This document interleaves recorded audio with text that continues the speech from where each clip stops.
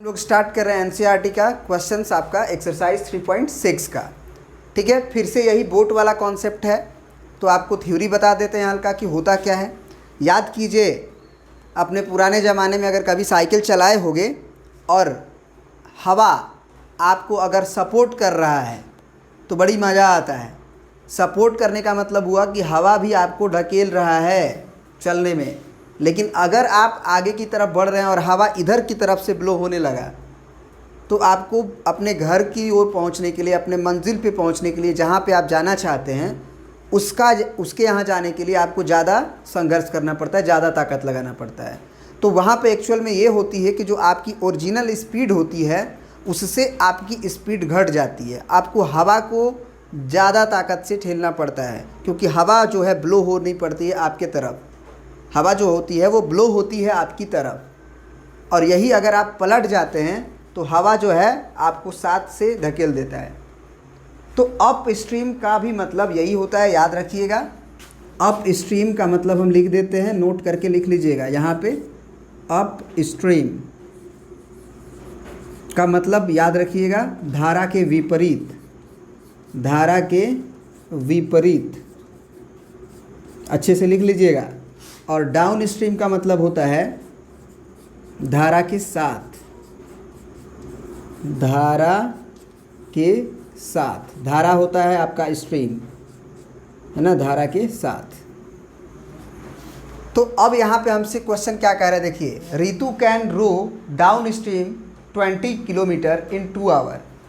2 घंटे में रितु जो है डाउन स्ट्रीम में 20 किलोमीटर की यात्रा कर सकती है ना, 20 किलोमीटर की यात्रा कर सकती है। And upstream 4 kilometre in 2 hour. और 2 ही घंटा में अगर वो अप स्ट्रीम में चले तो वो मात्र 4 किलोमीटर चलेगी। सोचिए, डाउन स्ट्रीम में वो ज़्यादा चल रही कि नहीं, 2 घंटा में 20 किलोमीटर चल दी ना, 2 ही घंटा समय ली। लेकिन अगर डाउन स्ट्रीम रहा, धारा के साथ चली, डाउन स्ट्रीम का मतलब धारा के साथ, तो वो 20 किलोमीटर की यात्रा कर ली। लेकिन अगर ऐसा हुआ कि धारा के विपरीत चलने लगी, माने धारा आपको ढकेल रहा है और आप उधर की तरफ जा रहे हो, तो 2 घंटा में आपको मात्र 4 किलोमीटर चलना पड़ा। मतलब कौन आसान है, साथ दिया वो ना।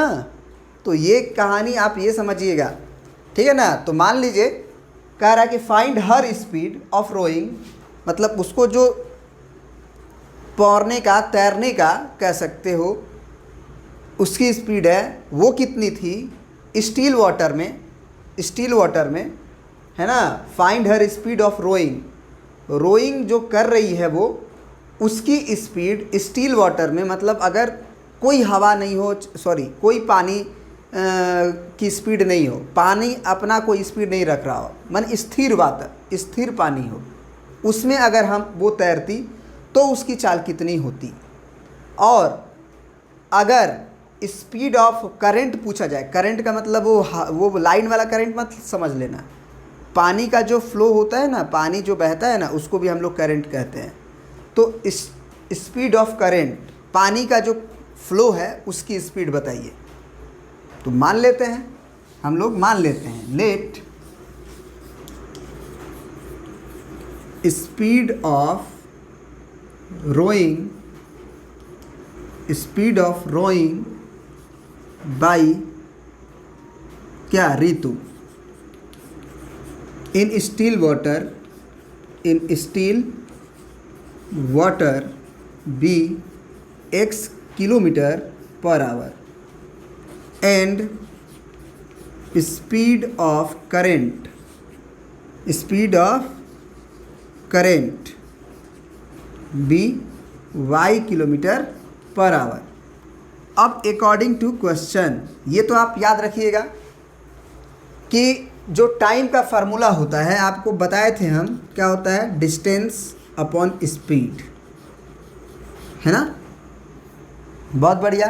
तो जो यहाँ पे हम फार्मूला लिखने वाले हैं, आप स्पीड का भी लिख सकते हो, यहाँ से स्पीड का भी फार्मूला लिख सकते हो कि स्पीड बराबर, इसको इधर भेज लीजिए, या फिर आप स्पीड तो डायरेक्ट भी याद रखते हैं, डिस्टेंस अपॉन टाइम। कैसे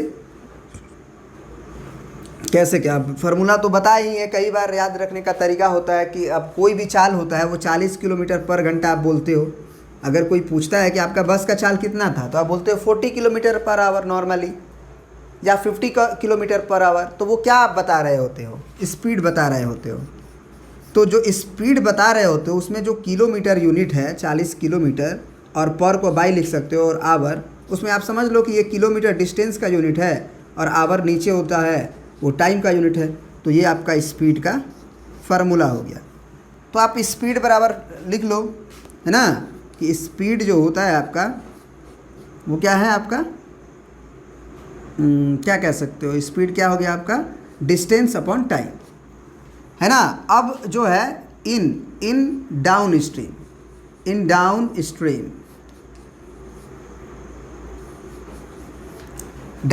में जो स्पीड होगा, डाउन स्ट्रीम में जो ऋतु की स्पीड होगी, क्या वो x किलोमीटर होगी, x किलोमीटर पर आवर होगी, या फिर y किलोमीटर पर आवर होगी, या x माइनस वाई किलोमीटर पर आवर होगी, या x प्लस वाई किलोमीटर पर आवर होगी। तो डाउन स्ट्रीम का मतलब क्या बोले हैं, धारा के साथ, माने धारा उसे सपोर्ट कर रहा होगा, मतलब कि वो जो चल रहा होगा उसका रोइंग, मतलब वो जो रोइंग कर रही होगी या फिर कोई भी बोट चला रही होगी, जो कुछ भी हो रहा है वहाँ पे, वो उस समय डाउन स्ट्रीम में उसकी स्पीड भी होगी, और डाउन स्ट्रीम का मतलब होता है धारा के साथ, तो धारा भी उसे ढकेल रहा होगा, तो दोनों मिल के स्पीड को मेंटेन करेगा, तो वो हो जाएगा x प्लस वाई।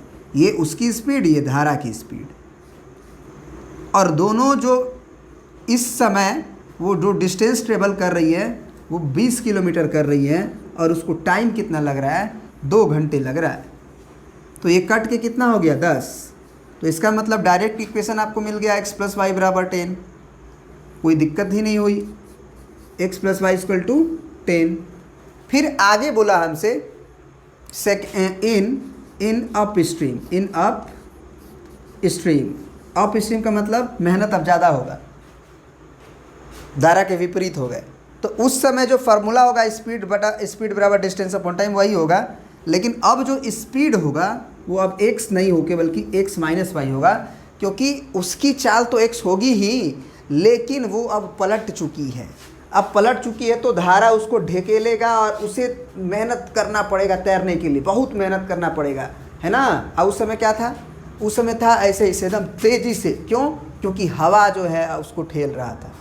तो इस समय क्या हुआ कि उसकी जो स्पीड थी वो तो रहेगी ही, अपनी ताकत से वो तो करेगी ही जितनी उसकी ताकत है, लेकिन पानी जो है उसकी स्पीड को घटा देगा।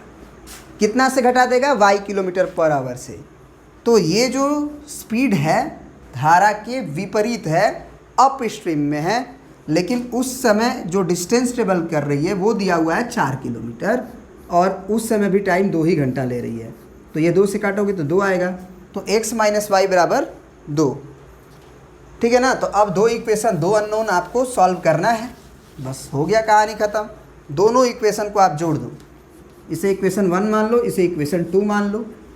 तो इक्वेशन 1 प्लस इक्वेशन 2 क्या हो जाएगा आपका, x plus y equal to 10 और x minus y is equal to 2। जोड़ेंगे, y गायब होगा, x 2x होगा, 10 और 2 12 होगा, x का वैल्यू 12/2 यानी कि 6, यानी कि x का वैल्यू आ गया 6। अब करो इक्वेशन 1 को इम्प्लाई, तो x प्लस वाई बराबर 10 है आपका इक्वेशन 1। x का वैल्यू कर दो प्लग इन, और y का वैल्यू आप निकाल लो, 10 माइनस 6 यानी कि 4। मतलब ये हुआ कि ऋतु का जो स्पीड था, ऋतु इन स्टिल वाटर भी x किलोमीटर पर आवर, है ना। तो वो फाइनली आप लिख लो कि स्पीड ऑफ ऋतु, मैं लिख देता हूँ, आप प्रिंट कर लीजिएगा। तो ये रहा फाइनल आंसर आपका, speed of rowing by Ritu in still water 6 kilometre पर hour, and speed of current यानी कि पानी का जो स्पीड है वो 4 kilometre per hour. Okay, thank you.